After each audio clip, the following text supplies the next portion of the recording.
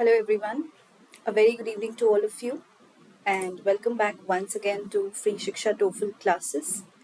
So guys, let me give you a small brief of whatever has happened till now. So we have already covered up the reading module in terms of the overview or syllabus timings, or even if I talk about the sample questions and answers, that also we have covered. So today we are going to start with a fresh new topic, which is the listening module of TOEFL exam.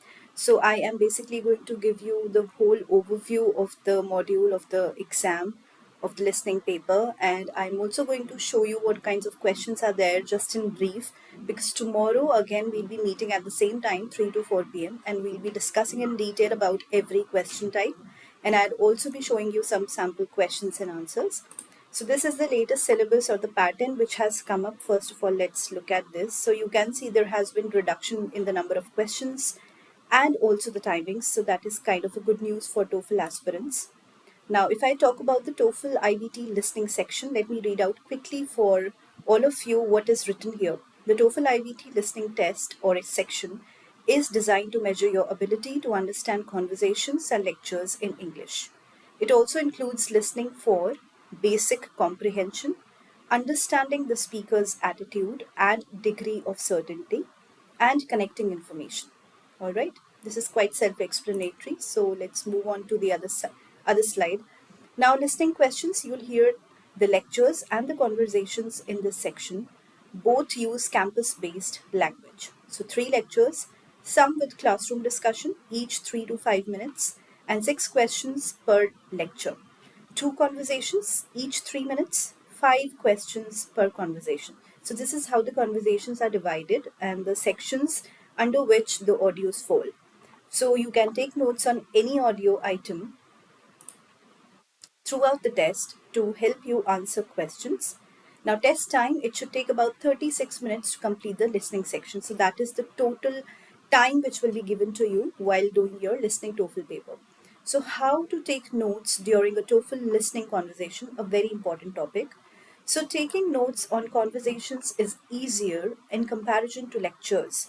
So first, conversations are usually much shorter. Second, conversations take place on a college campus and deal with situations related to university life. So if so, you are most likely to get familiar with these subject matters. If you're not, that's okay. You will still find it easier than lectures. Then third is, if you miss out on what one speaker says, the other speaker will probably give you a clue or a hint as to what you missed. And here are some tips for taking notes for conversations. Now, first is, pay attention to the speaker's tone of voice to interpret implied information. That means you can imply the information beforehand before you actually get into the correct answer. Second is, find a balance between listening and note taking. Third, keep moving. Okay, so please do not waste your time on one single question. Use symbols. That means to write down notes, use symbols. Do not write full sentences. It will, eat away a lot of your time otherwise.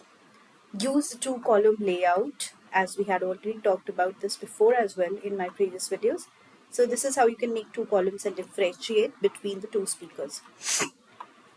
Now, these are the basic 8 TOEFL listening question types. So, detailed question, inference, attitude, function, gist content, gist purpose, and organization. So, these are the 8 questions which we'll be discussing tomorrow, and we'll be looking at their sample questions and answers just to understand how each question type looks like.